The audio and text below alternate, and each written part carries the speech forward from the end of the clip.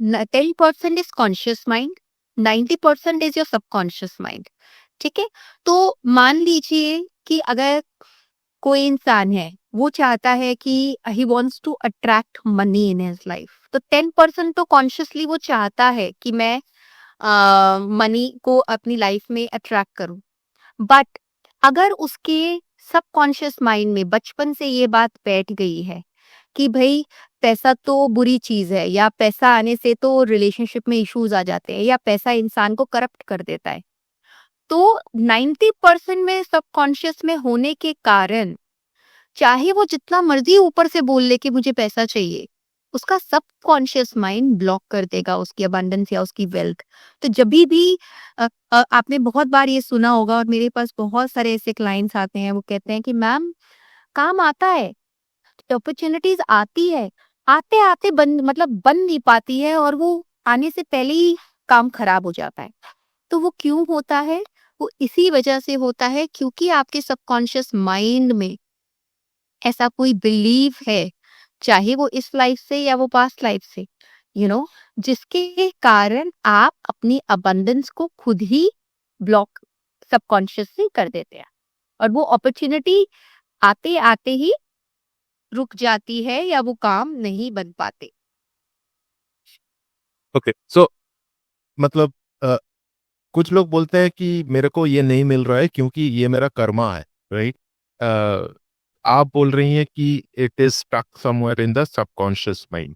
So how do you, मतलब ये दोनों का रिलेशनशिप क्या है? इज इट लाइक कर्मा और इज इट स्टक? मतलब कोई भी अगर प्रॉब्लम, लाइक आपने बताया पैसे का प्रॉब्लम, राइट, किसी का रिलेशनशिप का प्रॉब्लम, राइट, ऐसा भी हो सकता है कि मेरा पास्ट लाइफ में कुछ कर्मा है, तो इसलिए मेरा एक्चुअली मैं जितना भी चाहूँ कि मेरे पास पैसा है, ये नहीं आ रहा है, राइट? और is it like stuck in my subconscious? How do you find that one out? कि सबसे पहले ये समझना पड़ेगा कर्मा क्या है, जिसे आप कर्मा कह रहे हैं। Karma is not just the action you take. When we define karma, karma is a very broad term. Karma is also your thoughts, your actions, your intentions. वो सारी चीजें मिलाकर आपका कर्मा कॉन्स्टिट्यूट करती है।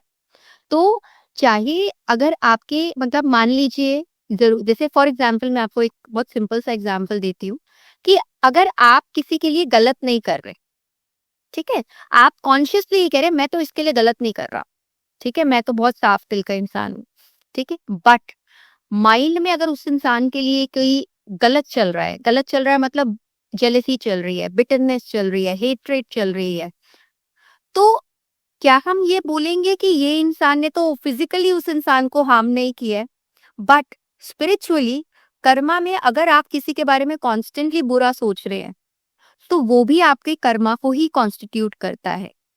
तो इसी वजह से होता क्या है कि जब हम इस कर्मा की डेफिनेशन को समझते हैं, तो अगर हमारे थॉट्स में, हमारे बिलीव्स में ऐसे कोई पास्ट कंडीशनिंग हो रखी है, जिसमें हमने ये देख लिया या हमारे मन में ये बात बैठ गई कि मैं तो मिडिल क्लास हूँ और मेरे को तो आगे मैं बस हमेशा लाइफ में मिडिल क्लास ही रहूंगा, यार ऐसी कोई बिलीव बैठ गई कि यार पैसा बहुत मुश्किल से कमाया जा सकता है, या पैसा आने से लोग बदल जाते हैं, या पैसा आने से रिश्ते खराब हो जाते हैं, ठीक है, किसी भी वजह से अगर वो बिलीव्स अंदर बैठ गए हैं, तो फिर होगा क्या कि कॉन्शियसली तो आप मेहनत कर रहे हो, कॉन्शियसली तो आप चाह रहे हो आपके पास पैसा आए, बट क्योंकि आपके बिलीव्स में वो बात बैठी हुई है, तो आप वो चीज अट्रैक्ट नहीं कर पाओगे।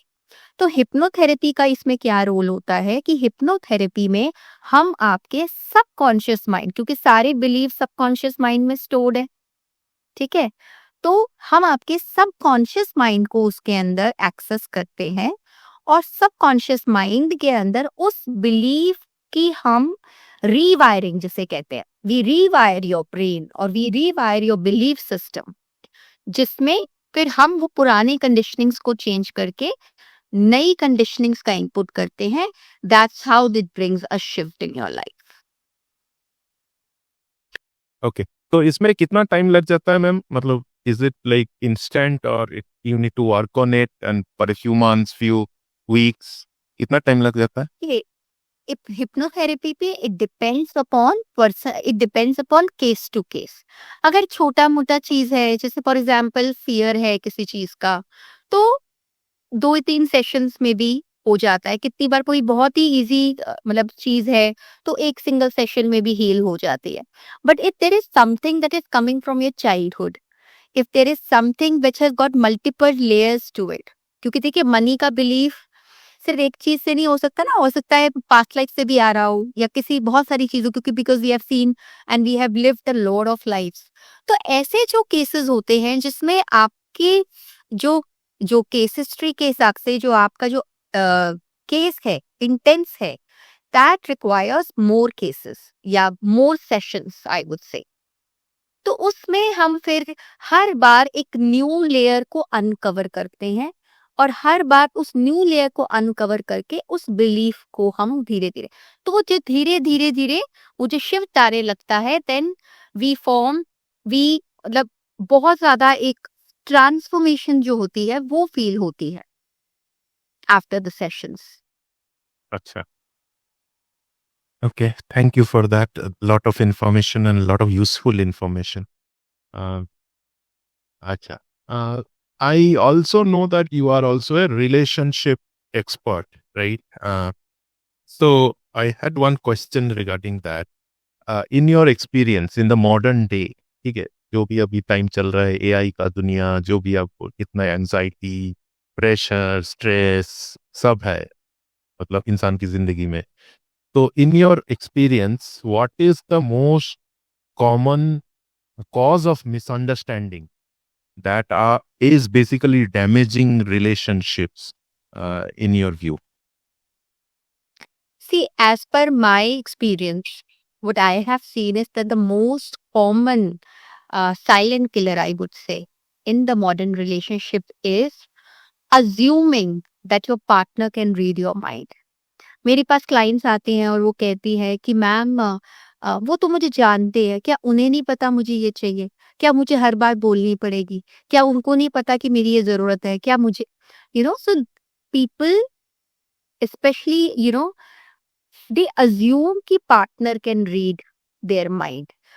लड़की इनफैक्ट मेल्स भी आते हैं मेरे पास, वो भी बोलेंगे क्या मेरी वाइफ को नहीं पता कि मुझे अच्छा खाना चाहिए? क्या मुझे उन्हें नहीं पता कि मेरी ये ज़रूरत है? So it's like they assume that partner can read your mind.